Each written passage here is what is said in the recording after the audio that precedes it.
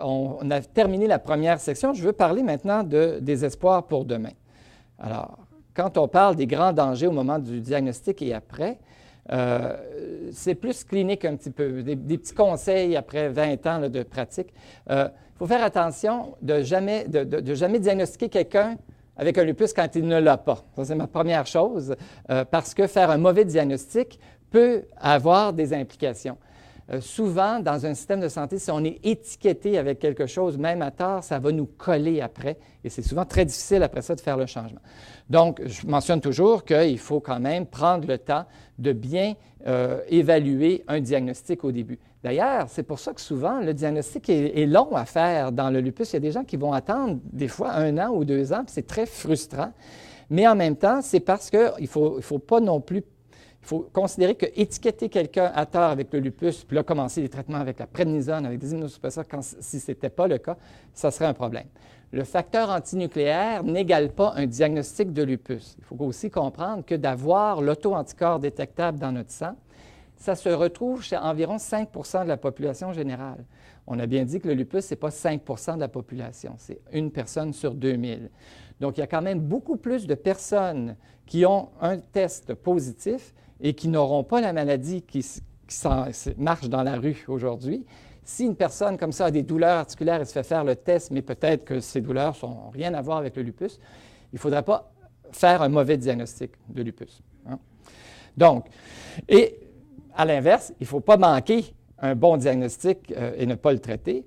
Et il ne faudrait surtout pas traiter non plus chez quelqu'un qui a déjà un diagnostic de lupus. Il ne faut pas non plus commencer à dire que tout est dû au lupus. Il faut toujours garder un esprit extrêmement ouvert parce qu'évidemment, si par exemple, le pire scénario, disons que quelqu'un développe une infection et qu'il fait de la fièvre, puis que là, immédiatement, on imaginerait que c'est une exacerbation du lupus, puis qu'on met plus d'immunosuppresseurs, bien, ça pourrait être un problème parce qu'on diminue les résistances contre l'infection. Donc, il faut toujours garder en tête, est-ce qu'on traite la bonne manifestation, est-ce qu'on traite la bonne cause pour cette manifestation-là, même si on a déjà un diagnostic de lupus. Alors, aussi, bien évidemment, le cas malheureusement peut-être plus fréquent parfois, c'est faire un diagnostic tardif. Ça aussi, c'est un danger. Il faudrait pouvoir diagnostiquer le lupus au moment des premières manifestations pour justement introduire rapidement les traitements qui vont stabiliser le système immunitaire et empêcher que cette activité-là cause du dommage. Donc, il faut stabiliser l'anomalie auto-immune le plus tôt possible. Et donc, entre autres, le bénéfice des antimalariques comme le Plaquenil à long terme est de contrôler la maladie à long terme. Il faut aussi faire qu'il y a une relation médecin-malade. Ça commence mal si la personne est malade pendant 1 an ou 12 mois, 1 an et demi, et finalement, se fait diagnostiquer le lupus, ça peut causer de l'insécurité. Hein? Ça, c'est très clair. Et il faut aussi prévenir des manifestations qui pourraient être plus sévères si le lupus est non traité. Donc, les autres dangers, par contre, c'est qu'on doit toujours balancer ça avec les effets possibles des médicaments. Donc, il faut utiliser des doses efficaces de médicaments. Parfois, on a peur des effets secondaires et ça peut devenir une limite. Parce que si on a un médicament qui est indiqué à une certaine dose, par exemple, certains médicaments qu'on calcule en fonction du poids, pour avoir un effet, on sait qu'il faut atteindre un certain niveau par rapport au poids. Si on utilise des doses plus basses ou pas assez longtemps, on n'aura pas l'effet qui était décrit dans les études qui sont publiées. Donc, on veut utiliser les médicaments en connaissant les effets secondaires possibles, mais si on utilise un médicament, il faut faire un essai valable. Hein. Il faut avoir la bonne dose et la durée de temps avant de pouvoir dire que ce médicament-là soit a un effet secondaire lié au médicament ou ne marche pas, parce qu'on a quand même un arsenal limité.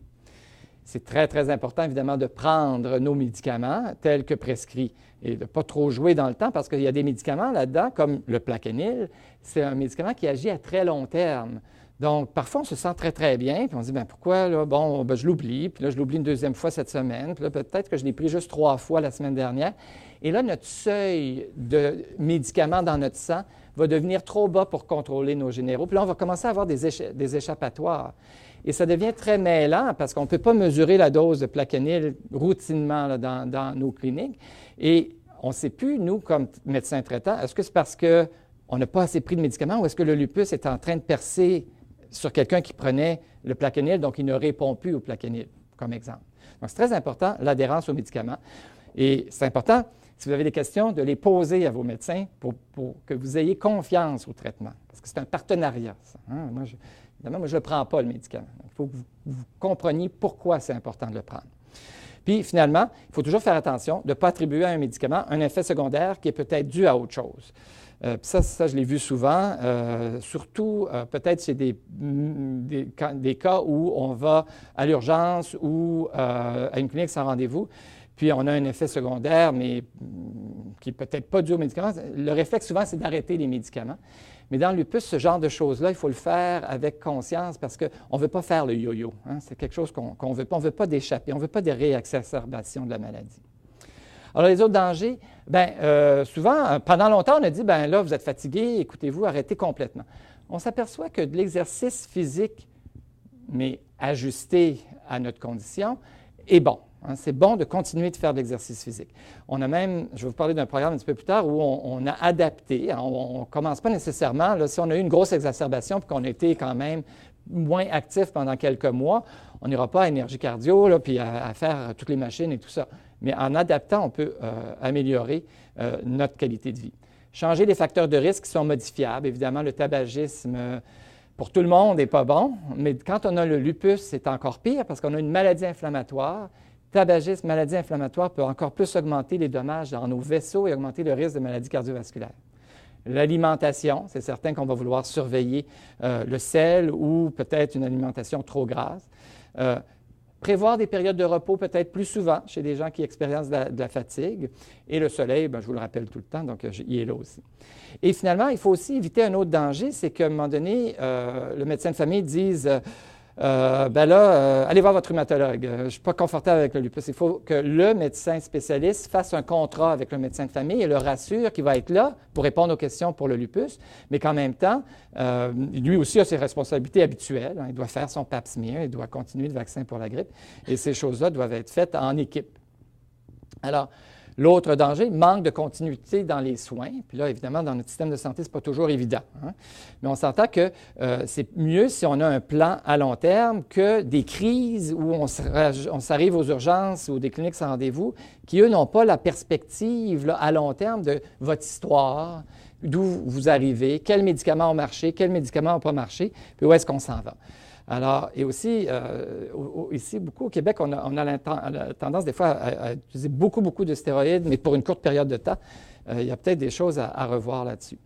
Et finalement, l'impatience. Ça, c'est une autre chose. Et l'impatience, même des fois, du système médical, en particulier, il y a certaines manifestations.